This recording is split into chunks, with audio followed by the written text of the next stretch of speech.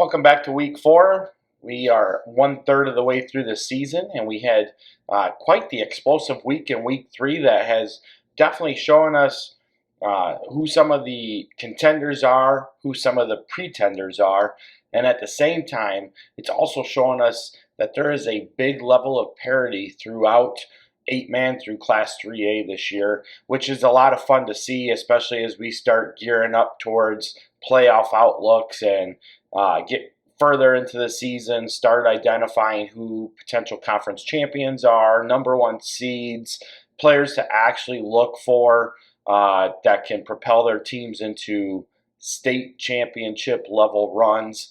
And it's been a lot of exciting football to start the season, but week 3 really topped the chart so far in the early parts of the season, as we saw a lot of very good games throughout the state. And we'll take a look at some of those starting in 8-man. Obviously, we had number 1 Amboy and number 2 Milledgeville squaring off here in the NUIC, where Amboy won that game 40-36. It's the second meeting of number 1s versus number 2s this year already in 8-man. And despite the closeness of that game, both those teams have retained their previous ranking. So both teams still remain number 1 and number 2 heading into week 4. Another one was West Central moved to 3-0 as they beat Cambridge Ridgewood 66-34. This is Ridgewood's first year in 8-man football.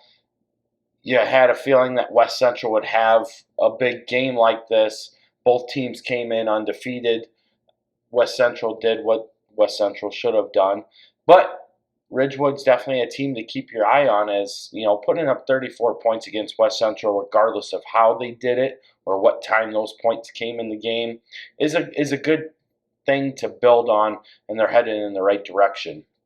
One of the big ones that was really surprising was Polo's 46-0 win over number 8 St. Thomas More. That one kind of threw everybody apart, but it also shows us that 8-man is basically down to the potential of 6 to 7 teams, and everybody else is just playing for playoff opportunities and a chance to hopefully avoid some of those top 7, which is hard to do in a 16-man bracket.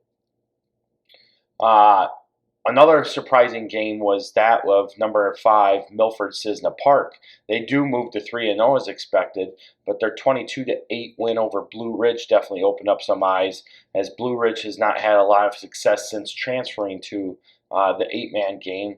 I don't remember them. They were not in the playoffs last year. I don't remember them being in the playoffs in 2019, but they definitely showed up and played against a very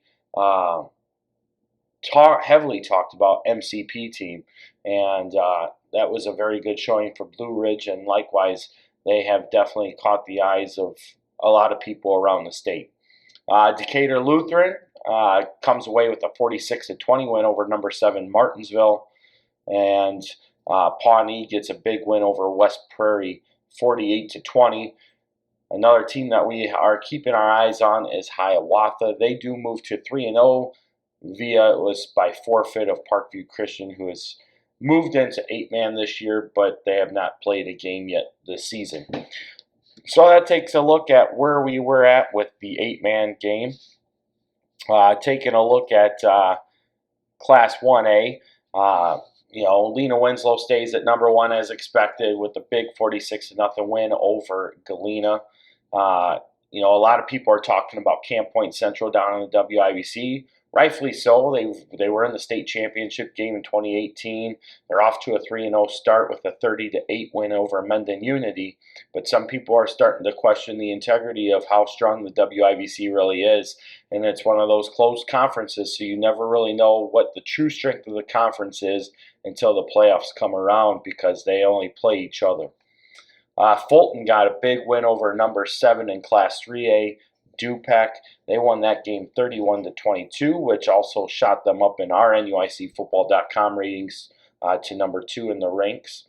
Forreston had a little bit of a squeaker with EPC. That was a game that Forreston was heavily favored in, but got a little bit of a game with EPC in that one, but they were able to survive for the 2-score win. Another big game in 1A was Ridgeview-Lexington, moving to 3-0, taking down the number 2 ranked team in Class 2A, which was Tri-Valley. That was obviously a conference game in the HOIC. Ridgeview-Lexington comes out with that one 21-16. Marquette moved up to 3-0 with a 28-0 win over DMAC. Thought DMAC would have a little bit more in the tank for Marquette, but Marquette's starting to prove just how strong they really are. Central A&M had a big loss to St. Teresa. That was kind of anticipated.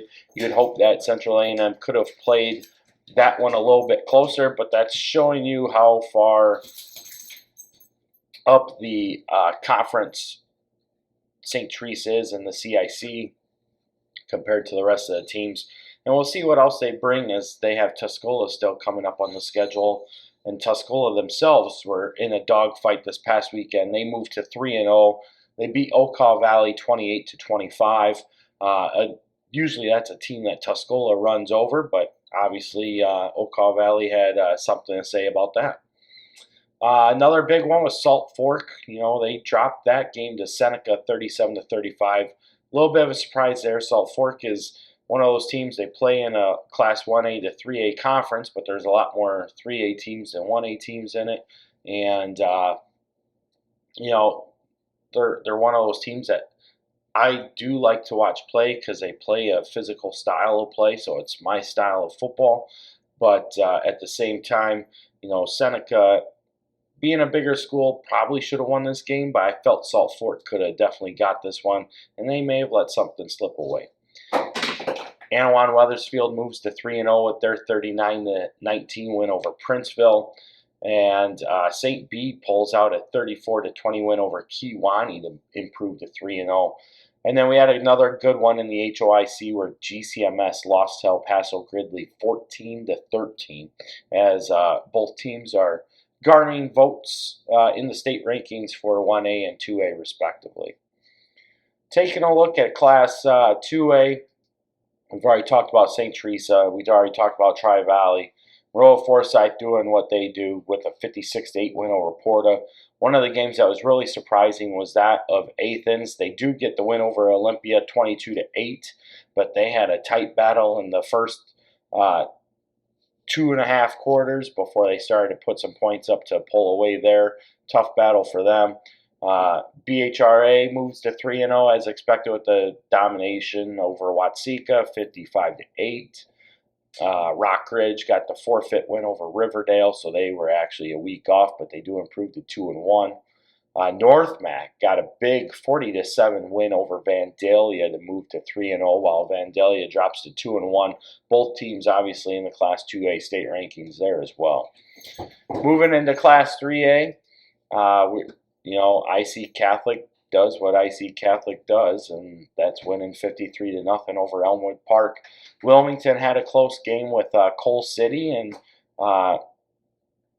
their conference play there, Wilmington gets that one 17-7 to move to 3-0. Princeton dominates Hall 55-20 to move to 3-0. Reed Custer takes down Lyle 53-0. If you're paying attention, Reed Custer put up twice as many points on Lyle, almost twice as many points as what Wilmington did when Wilmington played Lyle just a couple weeks ago. So, watch out for the comments of Reed Custer. They might actually be the team to beat in that conference there. Wilmington might not be such a team to watch this year compared to Reed Custer. But we'll see. Those two square off later this season yet. Williamsville moves on with 42-0 win over Pittsfield. Byron got the 45-6 win over Rockford Lutheran. Montini gets a 26-3 win over Marmion Academy. I'm telling you, Montini's 2-1. If they can make the 3A playoffs, watch out. Regardless of where they fall in at, that's going to be some tough competition. Their one loss is to IC Catholic already. That might be one of the few teams that can actually match up with Montini in Class 3A this year. Prairie Central moves to 3-0 with a 55 win over St. Joe Ogden.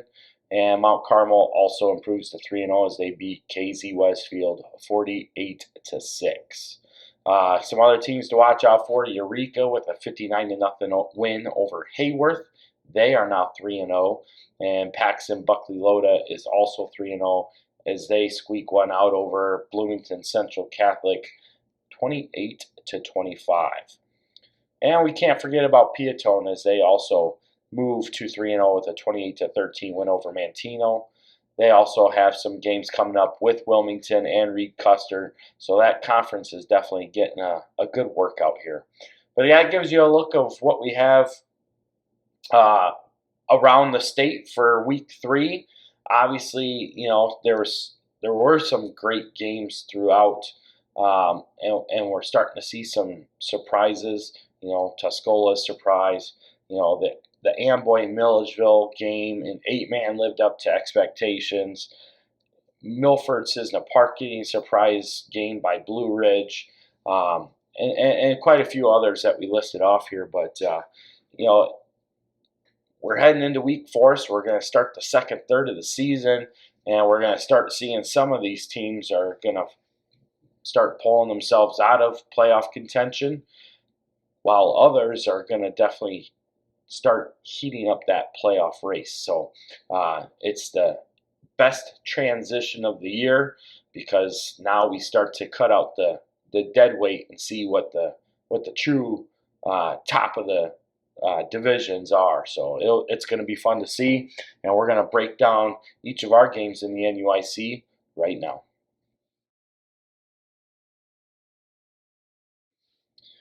First game we're going to take a look at for week 4 is that of Milford Cissna Park making the drive up to Amboy.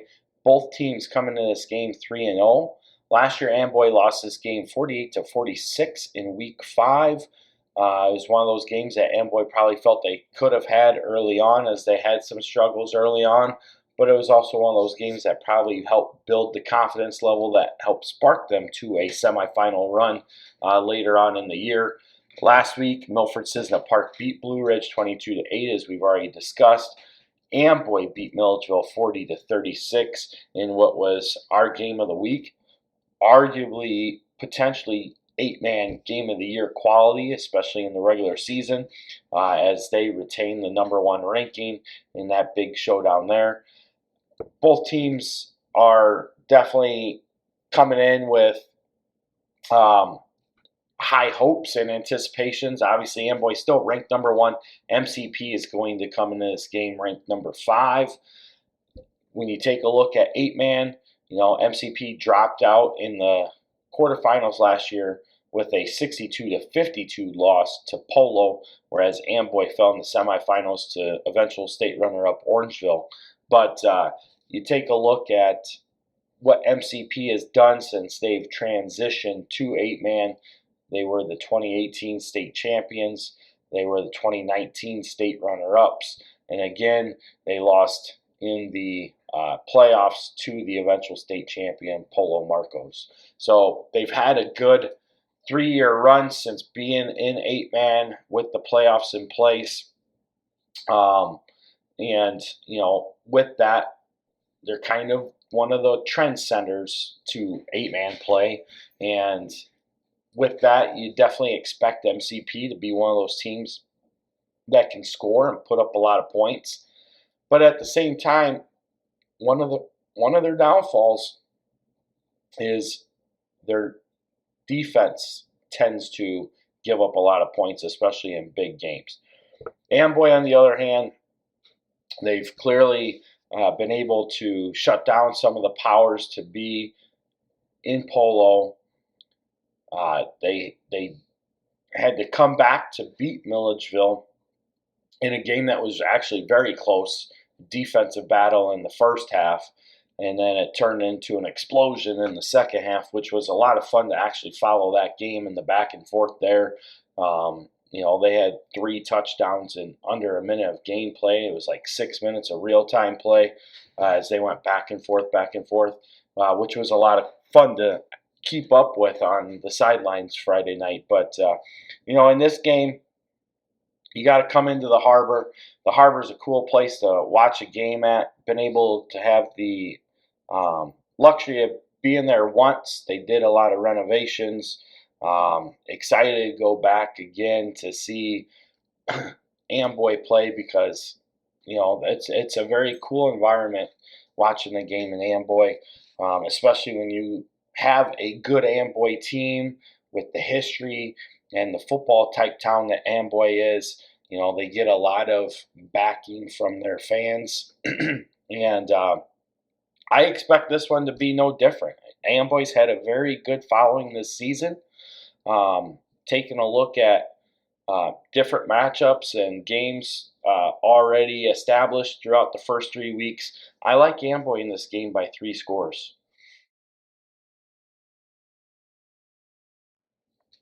Our next game is going to take us to River Ridge, where the Wildcats enter this game with an 0-3 record, and they are going to play host to Aquin, who comes in with a 1-2 record.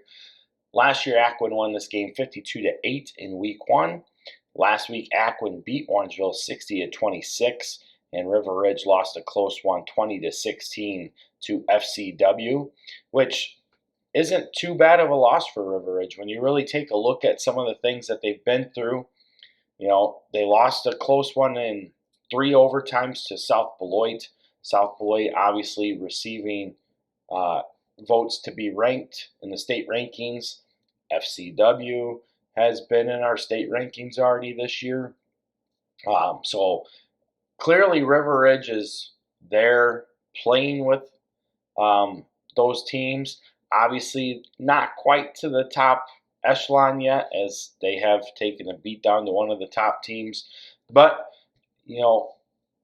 at 0-3, with the schedule that they still have ahead of them, it's going to be hard for River Ridge to get to the playoffs at this point in time, because you still have Polo and Milledgeville on the schedule. You have this game with Aquin.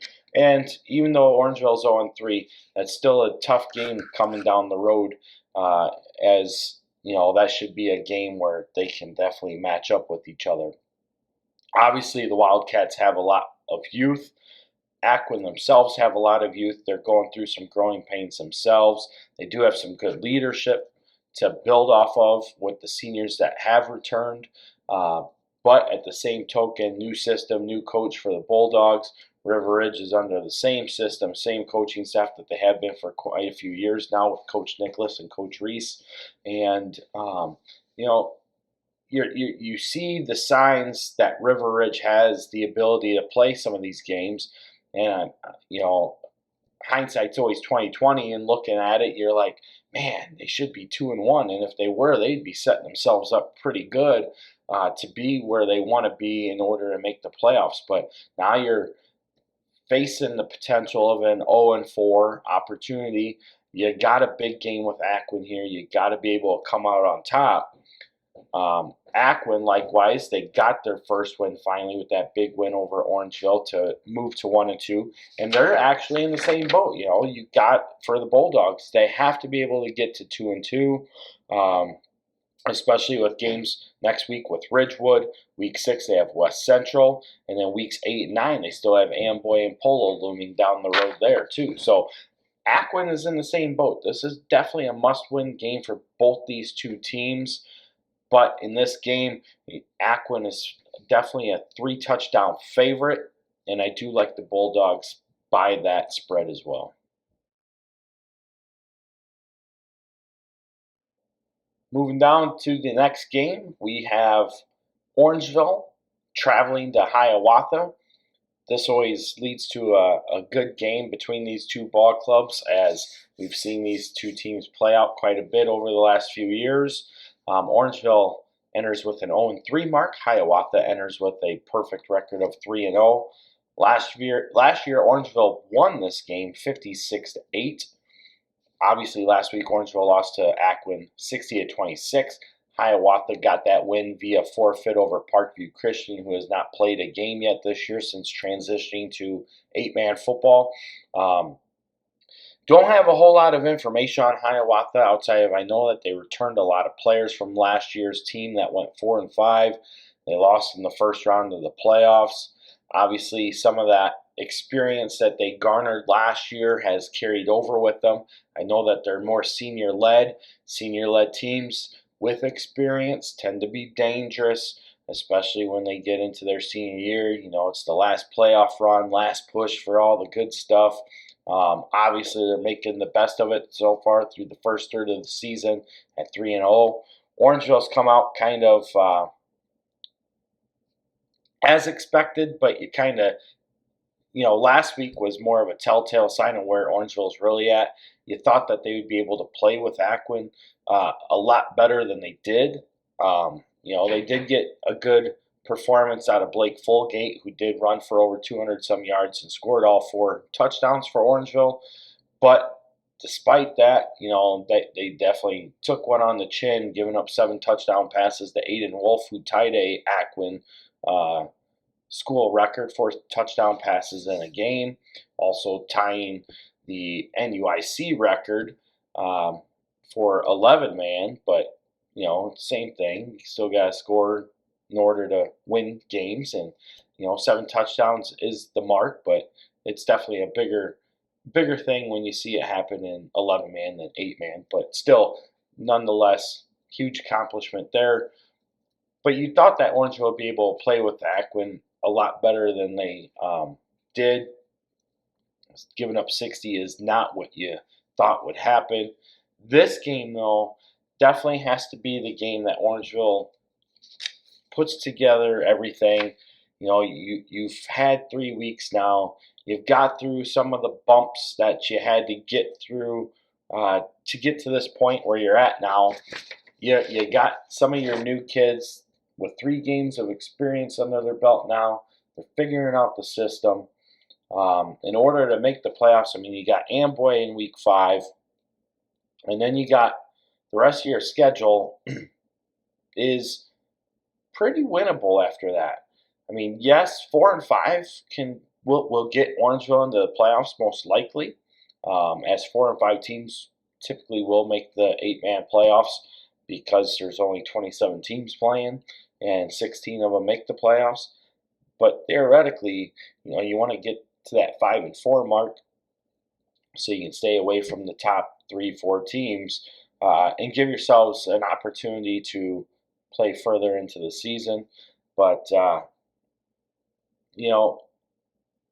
this game here is a crucial one for Orangeville. They have to win this one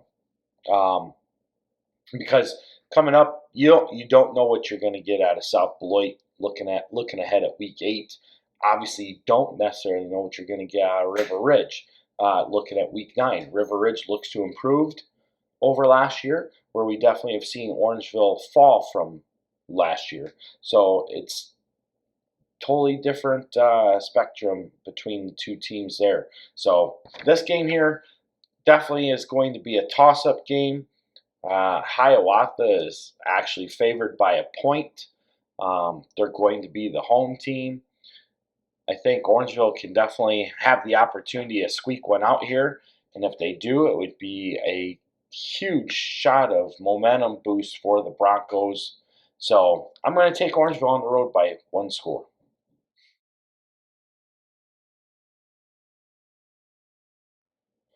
Our game of the week is brought to you by Best Realty, your premier choice to buy or sell a house in Stevenson and Winnebago County, including Lake Somerset. And that game is going to be featuring Polo and Milledgeville, as the Missiles will play host to the Marcos in the Battle of the Blacktop. Both teams come in with 2-1 records. Last year, this game was a back-and-forth affair where Polo won 40-38 in week 1. Last week, Polo beat St. Thomas More 46-0. Milledgeville lost to Amboy 40-36 in that number 1 versus number 2 game. Both teams come in ranked number 2 and 3 respectively. Milledgeville number 2, Polo number 3. And, this is setting ourselves up for another big-time matchup, big-time game in 8-man. This is, three out of the first 4 weeks have had some huge potential matchups to show us what the 8-man playoffs are going to look like. And so far, that top echelon has been very fun to watch between the Polos, the Amboys, and the Milledgevilles. And obviously now we get to see what Amboy with MCP gets to do. So we get to bring that one in. We got to see what St. Thomas More was this past week with Polo. Obviously, you can kind of drop St. Thomas More down a little bit, at least right now. Maybe they can figure some things out. Maybe that they had some players injured. You don't know. I don't know. But at the same token, looking at scores and results, that was a game that you're like, yeah, St. Thomas More might not be to the level we thought that they were, as they dropped to 1-2 on the season. But Polo Milledgeville, this is going to be another big ticket game. Uh, expect to see a lot of people packing the stands down in Milledgeville on Friday night. As the rivalry continues, and it's always fun when you get a rivalry game. As Carrie always makes fun of me for the way I always say rivalry week. But anyway, a lot of fun here in the 8-man game. We've seen what Polo does. They want a power run. They want to get Avery Grenoble and Brock Solto the ball. They're going to put in some play action passing to throw off the defense, where they can go over top. So far in the season, they're looking to try to hit Solto down the seam on a fake run, and then have him go down the field with Caden Webster hitting them in stride. Milledgeville, very explosive, very good at mixing run and pass. You got Connor Nye at quarterback, who we've talked about a lot last year. We've already talked a lot about him this year already, just 3 weeks into the season. Very electrifying quarterback. Really does it all. Pass, run, can set it off. But, Milledgeville's had some other key breakouts. Kason Johnson's had a huge start to the season. I believe he's got four special teams return touchdowns already. Obviously, he had 3 of them against Orangeville alone. He had another one last week against Amboy. He's getting some big plays, stepping up for the absence of Bryce Audie and the offense on the receiving side of things. He's definitely filled that role. And then, with the addition of Micah Tom Smith, getting huge improvement from last year, this year, and becoming a huge contribution for the Missiles as well, has definitely helped keep Milledgeville staying explosive on the offensive side of the ball. Obviously, they have to play fast. They have to be fast because they don't have a lot of size. And the way they play, man, they attack very well. They get to the edges. They play fast. It's a lot of fun to watch. Coach Robo's done a great job with them, much as Coach Alston has done with the Marcos. I mean, you take a look where Marcos are. They're the same way. They play fast. They fill the gaps. They stay at home, play responsible defense. But, a couple weeks ago against Amboy, they were susceptible to attacking the run too much, which allowed Brennan Blaine to step behind them and get some big pass plays that really led to the shift of that game in favor of Amboy. And, if they do those same types of things with Milledgeville, they're going to see themselves in the same kind of trouble, because the Mills are very good at roping you in, trying to run the ball, and then they can slide somebody through and boom, wide open, scoring a touchdown real quick. And at the same time, you try to get upfield pressure on Connor Nye. He's very good at being able to slip out of the pocket, and once he does, he's dangerous. And sometimes it's not planned, and sometimes it is planned, depending on what play call that they put in there. They do have design runs for him to get out and get upfield. And sometimes he just becomes an innovator back there in the pocket when the pocket collapses in on him and nobody's open downfield. So those are some of the things you have to be able to battle. And playing stay-at-home responsible defense and making sure that you're not getting too far upfield is a huge thing, especially with a team like Milledgeville. Obviously, this game is going to be very close. It's a toss-up game. Milledgeville is favored by 2 in this game. I know that they're hungry. They want to get Polo because they didn't get them last year. Milledgeville had the early exit in the playoffs. That didn't sit well with them. Polo obviously went on to win their 2nd straight state title. I like the Missiles at home by less than a score.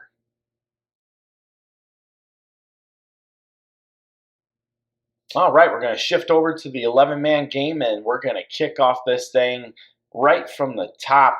We have a huge matchup in Fulton where the Steamers come in at 3-0. They're going to play host to Muskegon Catholic Central. The Crusaders come into this game with a 1-2 record. Obviously, this is the first time these two teams have met.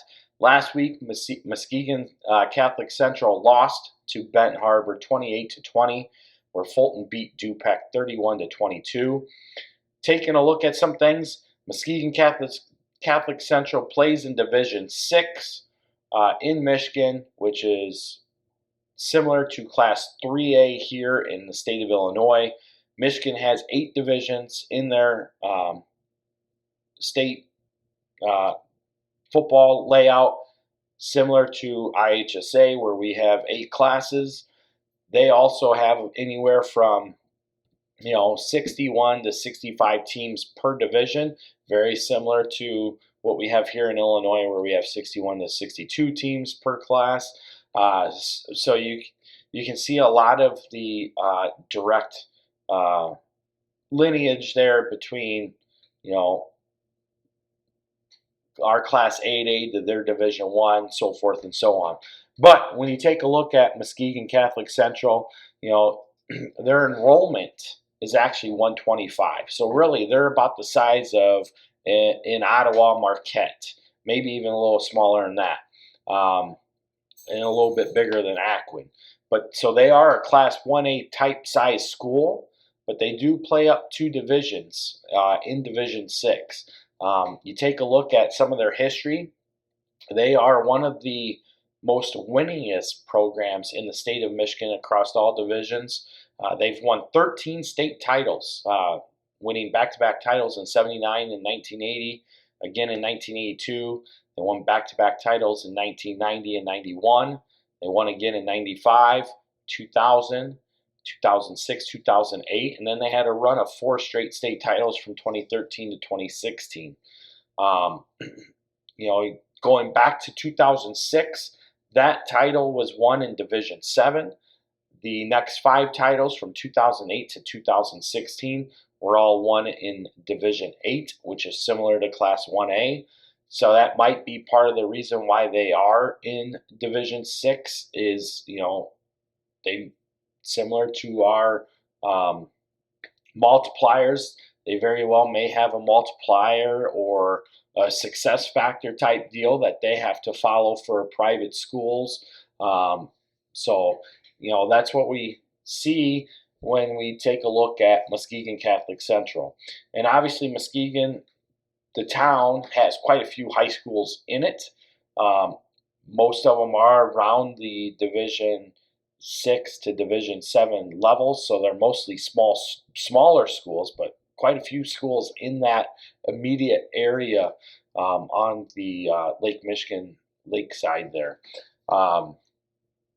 Right now, Muskegon Catholic Central is currently rated number 15 in Division 6 by both Cal Preps and Max Preps, but they are not sitting in the state rankings for the AP votes in the state of Michigan. Like I said, currently they're 1-2. They had a Week 1 win over North Muskegon, who is a Division 7 team. They won that game 24-22. They lost in Week 2 to Muskegon Oak Ridge, a Division 5 team, which is a Class 4A equivalent. They lost that game 20-14. Oak Ridge is rated number 5 in Division 5.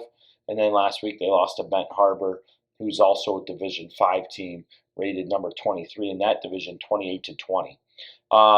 Taking a look at their level of play, They're more of a spread type team.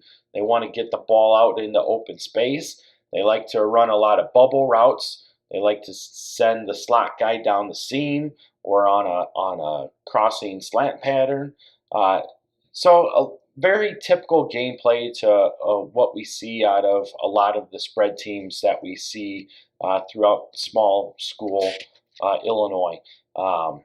Get the bubble routes going, get the seam routes going, get the slants going, but they run a lot of their base formations out of shotgun and in four wide sets, typically doubles on both sides. They do have some good size. Taking a look at their roster, they have some good size. I was able to see a little bit of video clips on them. They look fast on film. Usually, if they look fast on film, they're fast in real life. Decent size, nothing that we're not used to seeing though in the northwest corner of the state of Illinois. I think this is definitely a good matchup for Fulton. When this originally came out and you took a look at where they were, I mean, they've been in the Division 6 quarterfinals each of the past 2 years, but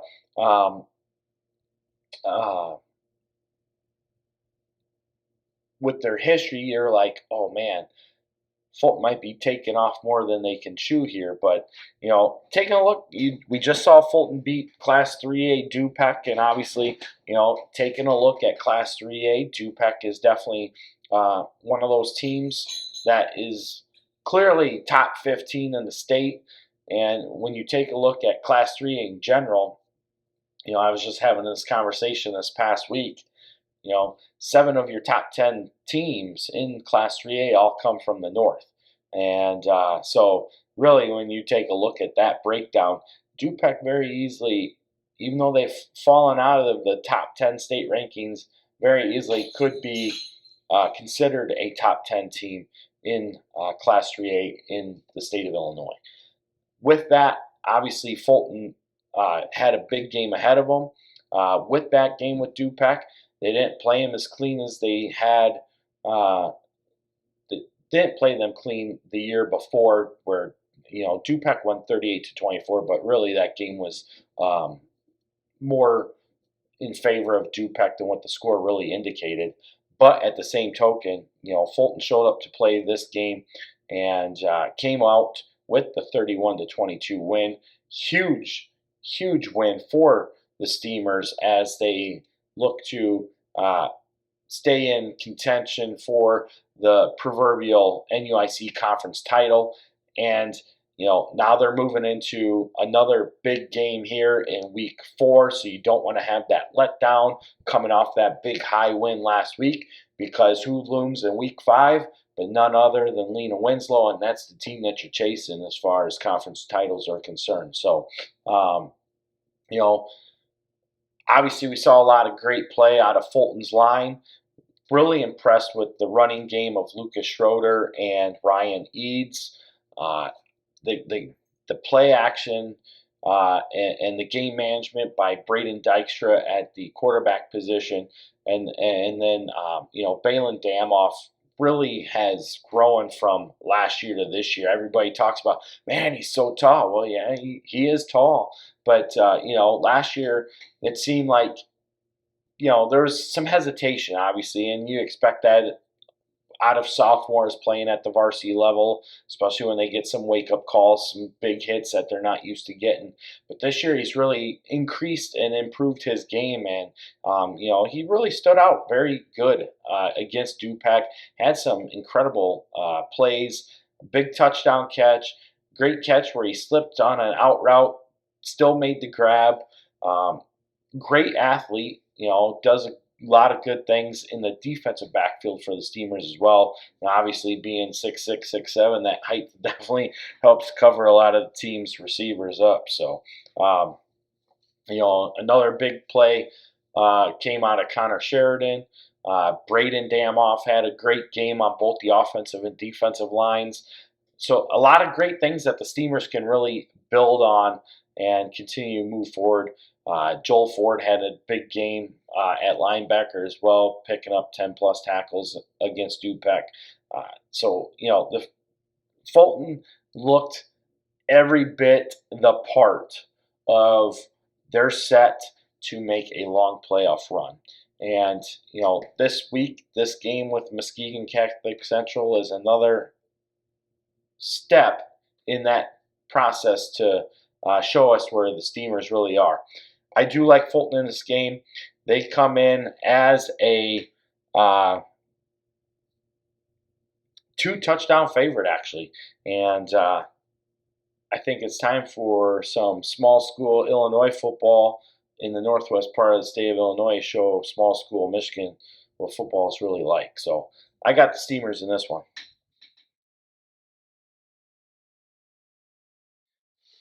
We're going to move to the west side of the conference where Galena will play host to Stockton in another big rivalry game here. Both teams come in with 1-2 records. Last year, Galena won this game 28-14 in week 4. Last week, Stockton lost to Dakota 34-20. Galena lost to Lena Winslow 46-0. Both scores not really surprising considering the competition level. Thought that Galena might be able to play a little bit better than they did with Lena Winslow. So that loss, by the way that they got ran over by Lena Winslow, was more of a surprise than really the end result was. But, you got to come ready to play when you play Lena Winslow because, they're the team to beat. They know they're going to get every team's best shots. And if you're not ready to play with them, they're just going to run you over, and that's what they do. It's what we've seen out of them for the last, 5 years now for sure. But, the Stockton Dakota game, that one was definitely a nice little back and forth affair. But Dakota got it late and put it away by 2 scores. So big win for the Indians. They needed that win, especially taking a look at their schedule. It was also a must-win game for Stockton, taking a look at their schedule as well. Obviously, Stockton still has, the back half of the season is littered with Fulton, Lena Winslow, and Du-Pec. They now have 2 losses. You got 3 games coming up down the road where, I hate to say it, but those 3 games on paper look to be like losses when they get on the field. So right now, if you're Stockton, all you can do is take care of business. So once again, you're in for Stockton, playoffs have already started. Every game is a must-win game from here on out. And they got to start playing that way. Otherwise, that season's going to be over real fast for the Blackhawks. Galena, they've had to get through some of the tougher parts of their schedule already. They come out at 1-2 through the first 3 weeks, which was expected. For them to make the playoffs, they too have to get this game. They have Forreston looming ahead in week 5, and then they still have big games with Dakota coming up in week 7 and Du-Pec in week 8. So, taking a look at this one, you got to, for Galena, they have to get this one. You have to get EPC in West Carroll. That gets you 4 wins. And then you got to be able to steal one from a Forreston, Dakota, or Du-Pec to get that 5th win in order to make the playoffs. Looking at some of the things that Steve Soucy's put out over the past couple weeks, in the state of Illinois, we're down to 491 teams that are eligible to be in the state playoffs. Obviously, that's the smallest number of eligible teams that we've ever had in the playoff history of the state of Illinois. And a lot of that can be contributed to the fallout of teams going to 8-man, as there's 27 teams playing 8-man football. Really 29, but 2 of them have sat out this season. But at the same token, 491 is very small. So, there's going to be, once again, the talk of potential 4 and 5 teams making the playoffs. The problem is, I don't see any of our teams at 4 and 5 getting into that playoff field because you got some of those inner city schools, the suburb schools that with 4 and 5 records, they get a lot more playoff points because of the schedules that they face. They play teams that have a lot more wins. So really, if you're going to see a 4-5 make the playoffs, it's going to come from one of the upper classes. So, as far as our area is concerned, 5-4 still has to be able to be the record you get to make that. And obviously, coming to this game, both these teams have their playoff lives on the balance if that's where they want to be for this season. Um, you know, haven't seen a whole lot of explosiveness out of either team's offenses, really. Galena had that week 2 win over Madison 35-6. Stockton had the win over EPC also in week 2, and that was 26-6. So, you got a good rivalry game here. Pride's on the level, but where can you really be? I mean, you take a look at ratings and stuff like that. Galena is the 5th rated team in the conference. So on paper, Galena should be the team that gets that 5-4 record. We had them sitting at 3-6 in our preseason predictions. And, right now, it's kind of looking that we may be pretty close to accurate on where both these teams are going to fall for the year.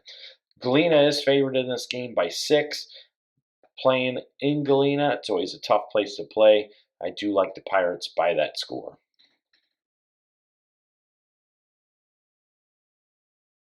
We go from the west side of the conference to the east side of the conference, where Du-Pec will play host to EPC in Pecatonica. Du-Pec comes in with a 2-1 record after they lost to Fulton last week 31-22.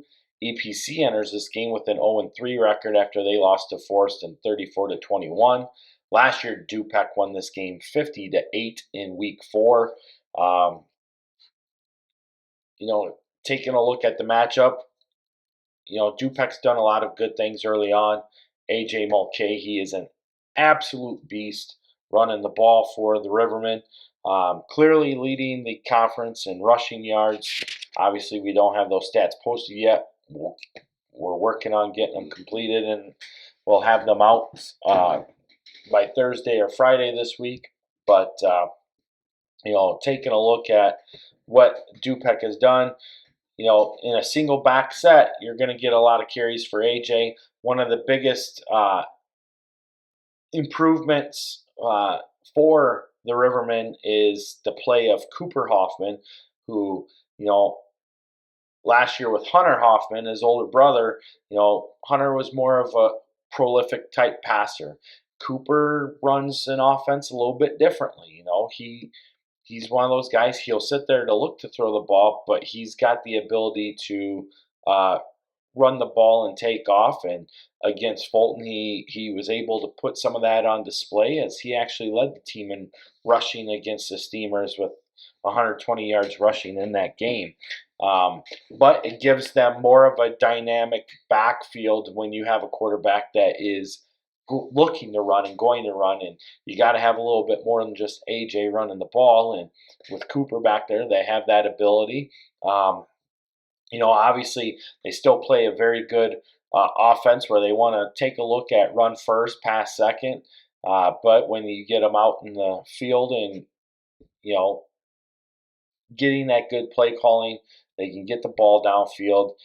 Obviously, having a youthful quarterback with Cooper only being a sophomore, you're going to have some hiccups until he really settles into that offense and what they need to do. And I think as the season moves forward, you're going to continue to see his level of play and confidence really come to the forefront. There was a couple mistakes or misreads that he had against Fulton. Not going to say that they cost them the game, obviously, but that's just part of the maturation process that you go through when you're a young guy, and you build from those and you move forward. And one of the things I was really impressed with was his ability to make plays continue to happen, and he continued to put himself in a position to keep Du-Pec in that game, even late in the fourth quarter, it didn't work out their way, and Fulton was able to get that last score in there. And when you play Du-Pec, you're in for a game now. I mean, they've definitely built the program. Right now, they're still the defending conference champions. Just because they lost to Fulton does not mean that they are out of the conference race. Obviously, there's a couple things still coming up. Fulton still has to play Lena Winslow. Du-Pec still has to play Lena Winslow. If Lee Win beats Fulton and Du-Pec can beat Lee Win, now you got to tie for a conference title again, and you can't leave out Forreston. Forreston's still there. We watched Forreston beat Lee Win last year when it wasn't even anticipated or expected. Never count out the Cardinals. I mean, they always tend to show up when you least expect them to, because they are a very fundamentally sound, disciplined team, and they play that way all the time. Obviously, with EPC, they're they had a good game against Forreston. Obviously, it was a lot closer than people thought it would be, myself included. In my opinion, taking a look at everything, Forreston should have ran amok with EPC, but EPC put up a good battle, and they did some things that kept them in that game, and chalk that up to EPC not quitting. That's awesome. Great. It's always great to see when you want to come out and compete. I mean, that's the most as a coach that you can ask for of your players, is to be able to compete. Win or lose, you have to compete. You got to give it your all. And by the looks of it, EPC did just that. Obviously, they have a lot to build on. They're relying a lot on players like Maddox Hayden to get things done.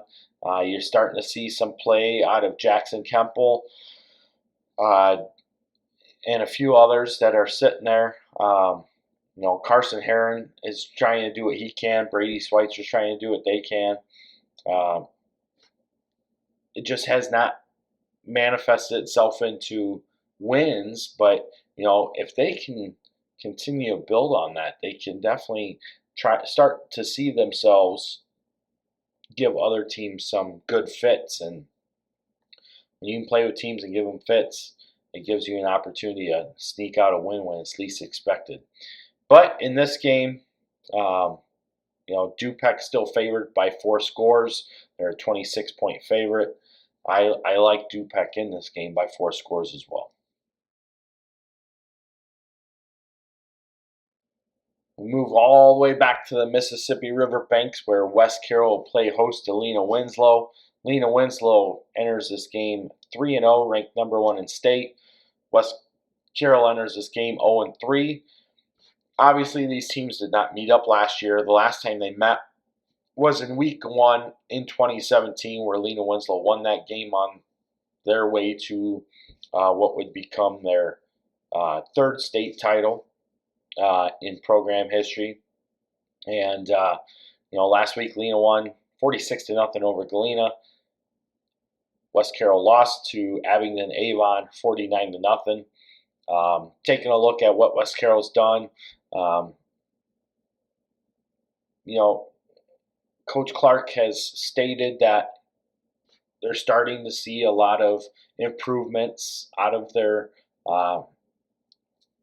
lower level players, which is awesome to see. You have to be able to have that.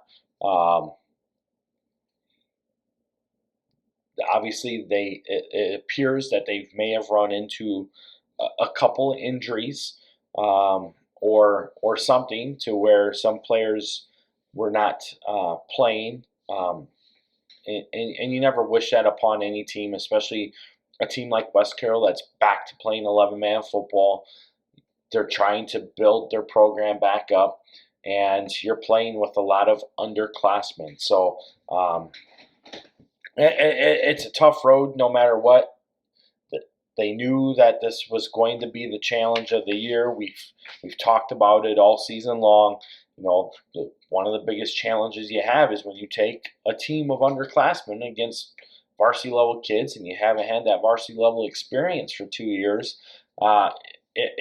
it definitely is a wake-up call and gives you a different look to what is going on for overall gameplay. But you know, West Carroll keeps moving along, and they're doing good things from what I can see. Obviously, they still have a lot of buy-in, which is awesome to see, and now they got Goliath coming to town. So Lena Winslow continues to do what Lena Winslow does. They're averaging some 40-some points a game while giving up maybe 7 points a game on average or something like that. So this game obviously is another game on the way to Lena Winslow trying to get back to the top of the conference. It's hard to say that, even though they're the defending state champs, but clearly they did not win the conference last year, and right now that's goal number one for the Panthers. And it was good to see that Gunnar Lobdell was able to get things moving last week, get some carries, rack up 166 yards rushing. So, and that's just it. You take a look at Lena Winslow, they have 3 running backs. All of them have right around the same amount of stats now through the first 3 weeks. And it really starts to make them more formidable as the season moves on. And, this is one of those games for the Panthers where they just got to come in, stay focused, take care of business, and move forward. They're a 60-point favorite in this game. It's going to be a running clock by halftime. It's going to be a good game for Lena Winslow to get their JV players in to gain experience.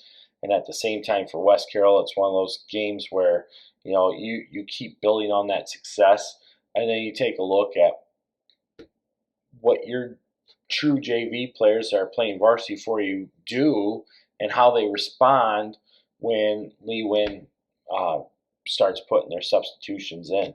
Obviously, you still want to go out there and give it your all, and you have to play that way. But you have to take a look at it from the real side of the matter too. And really, this is not going to be a good contest for West Carroll. It's going to show West Carroll where they need to be at in order to get their program to the level that they need to be at in order to compete in the conference. And likewise, if you can compete in the NUIC, you can compete for a state championship. So that's the learning tool for West Carroll in this game. For Lena Winslow, it's just do what you do and come out healthy. So Lee Win rolls in this one big.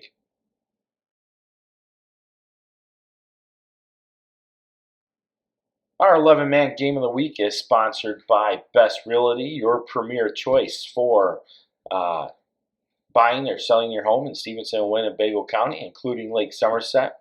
This game is going to feature Forreston at Dakota. Both teams come in with matching 2-1 records. Last year, Forreston won this game 52-6 in Week 4. Last week, Forreston beat EPC 34-21, and Dakota beat Stockton 34-20.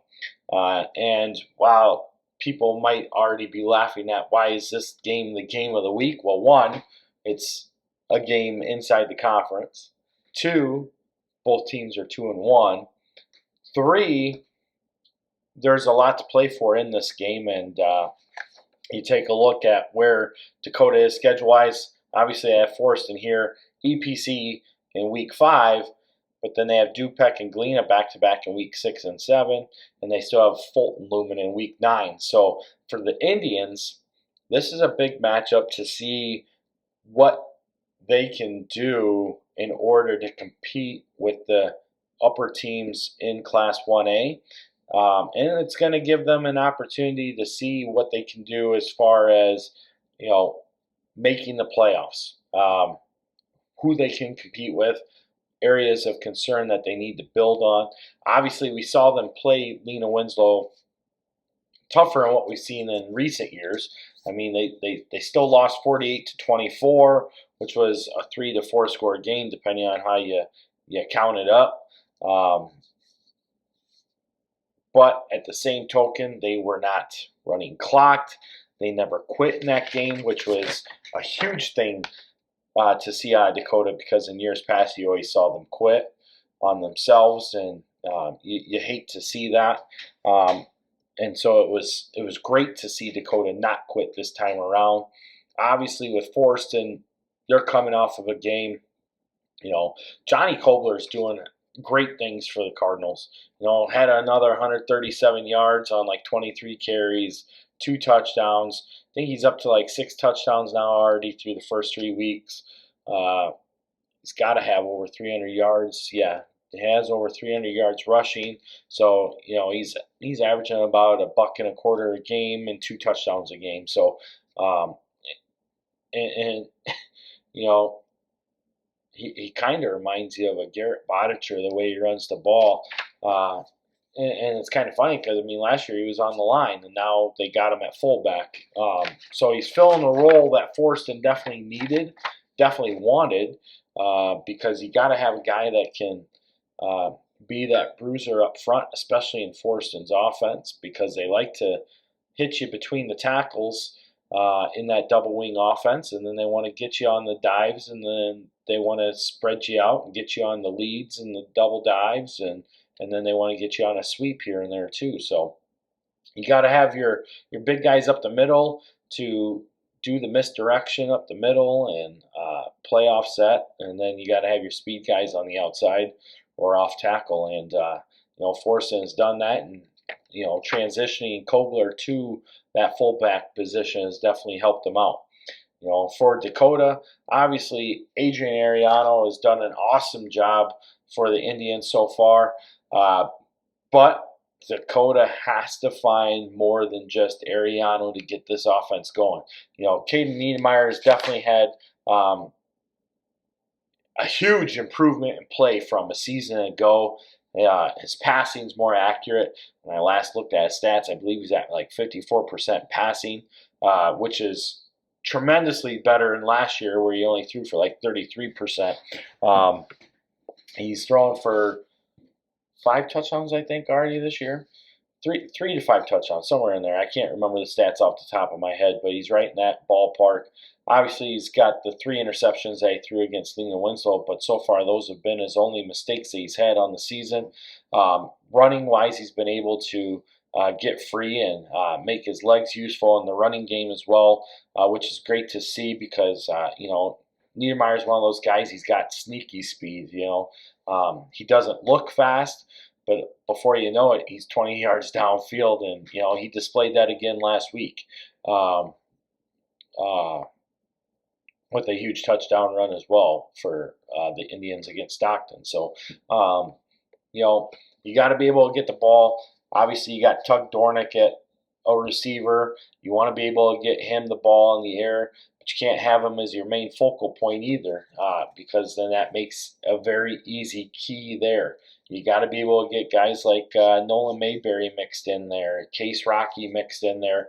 Not saying that the attempts aren't going those ways, because I know that they are, but you got to see it on stats where these guys are getting the yards downfield as well to even out what you got going on, make it more balanced. And, obviously for the Indians, the 1-2 punch in the running game with Tommy Bowman at the fullback position and Ariano on the outside is definitely helping out. It would be great to see a third back be able to pick up some level of play so they can get that misdirection game going as well. We've seen guys like Garrett Vincent and Phoenix Blakely get carries in that third back position, but we need to see, it'd be nice to see more output in order to really start putting some money on the table, saying, yeah, Dakota is here and this is where we expect them to be. Obviously, we picked them to be 5-4 this year and making the playoffs.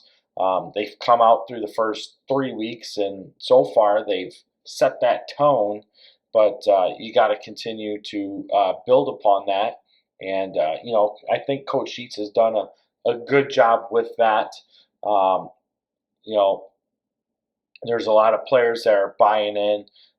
You always hear, the rumors around what's going on, and you got to sound that stuff out.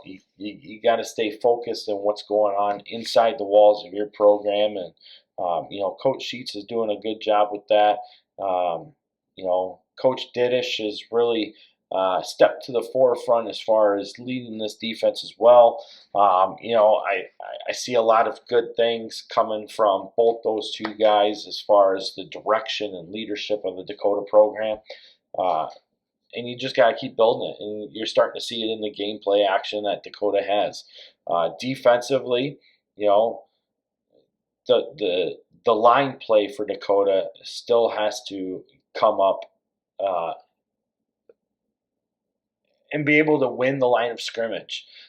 You got to give your linebackers a chance to make plays. And if your defensive line is not playing to that level, you're not going to give your chance for your linebackers to get upfield either.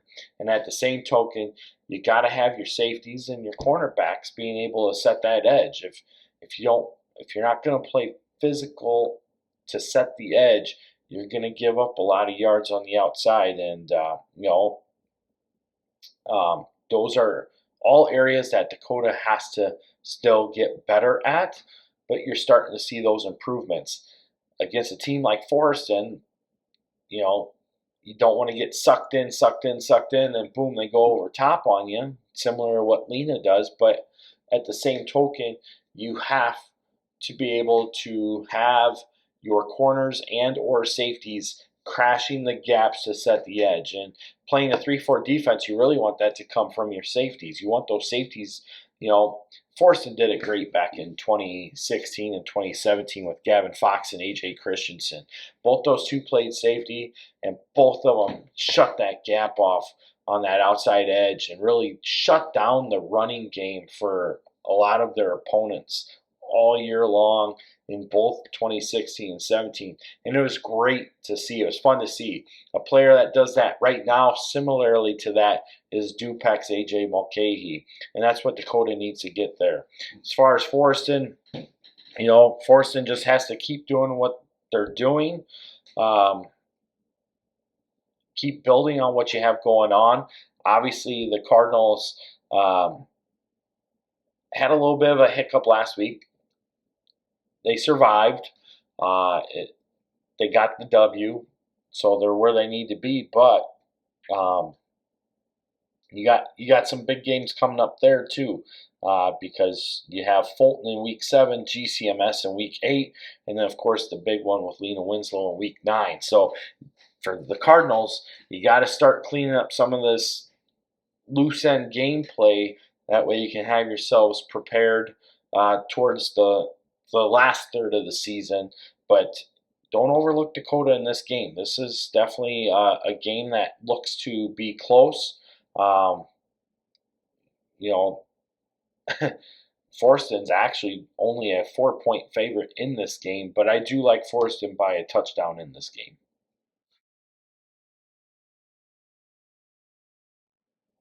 All right, so that gives you a look at what we have for Week 4 as we move forward. Obviously, we recapped Week 3 quite a bit here as well.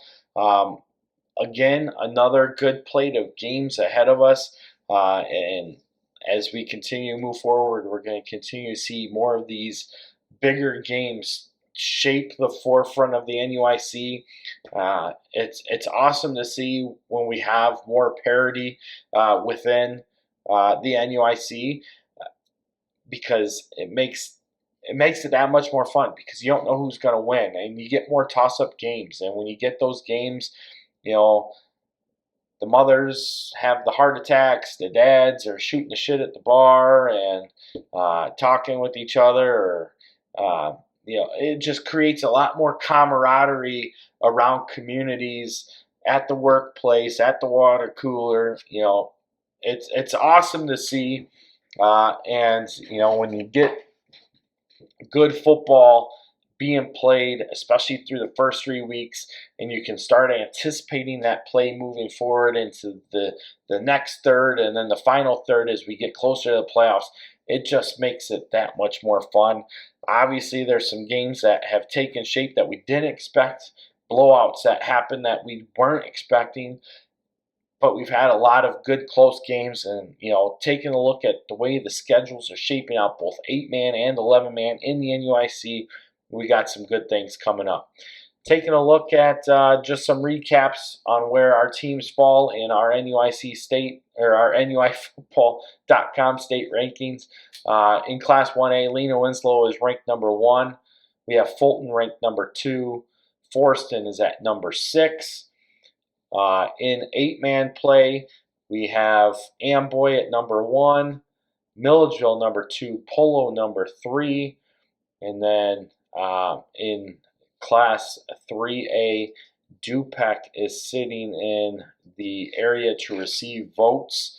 They are actually number 11 if you were to play it out in a voting parallel. They'd be sitting at number 11, dropping down 4 spots after the loss to Fulton.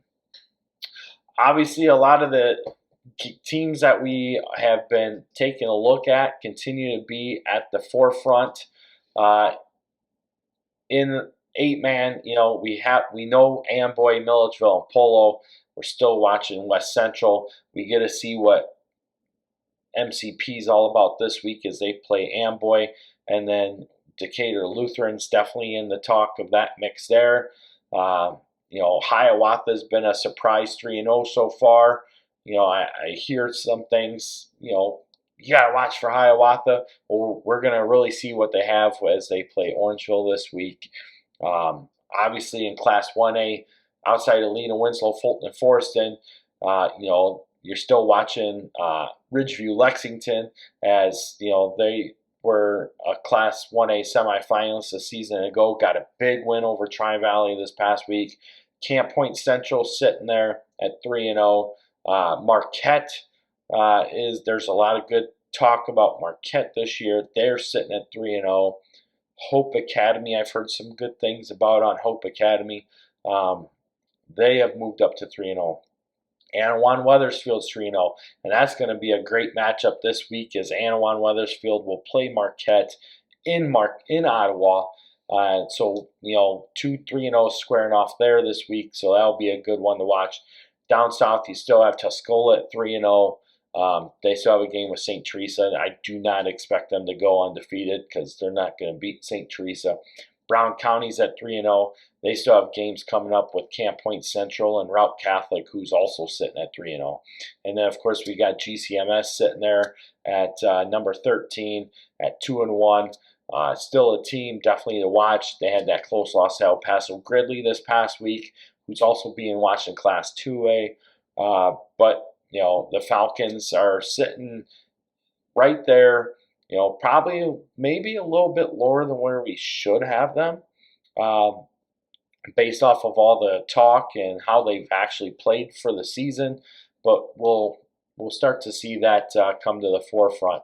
And obviously in Class 3A, the teams that are really taking the top levels are IC Catholic, Princeton, Wilmington, Reed Custer, Montini, Byron, and Williamsville are all showing their hands really well early on, as expected.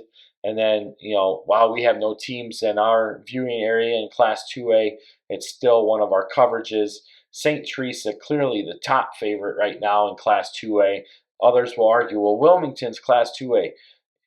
Wilmington may be Class 2A. They very well may be Class 3A. We don't know yet. Yes, the AP has Wilmington in Class 2A. For our rankings, we have them in Class 3A. We've explained it enough times. I'm not going to keep explaining why we have Wilmington in Class 3A.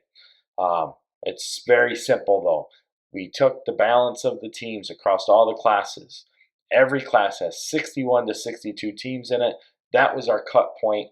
Our cut points are higher than what the average cut points have been for the last 10 years. Wilmington is in Class 3A in our state rankings. That's it. Okay, So, Class 2A, St. Teresa obviously is there. Royal Forsyth has definitely made the jump up. They are up to number 2 in our state rankings right now. They had been down as low as number 9 at one point, all the way up to number 2. Right behind them is Athens. Well, Athens is 1A, Kyle. Well, Athens may be 1A, but again, a team that is on the bubble right now. They're sitting in Class 2A as far as our rankings are concerned. North Mac has made a huge jump up to number 5, as expected. A lot of big things coming out of Verdon down there. And, North Mac's at 3-0. Rockridge is still in number 6 at 2-1, along with Tri-Valley now, who dropped after last week's loss. Do not overlook those two teams at 2-1.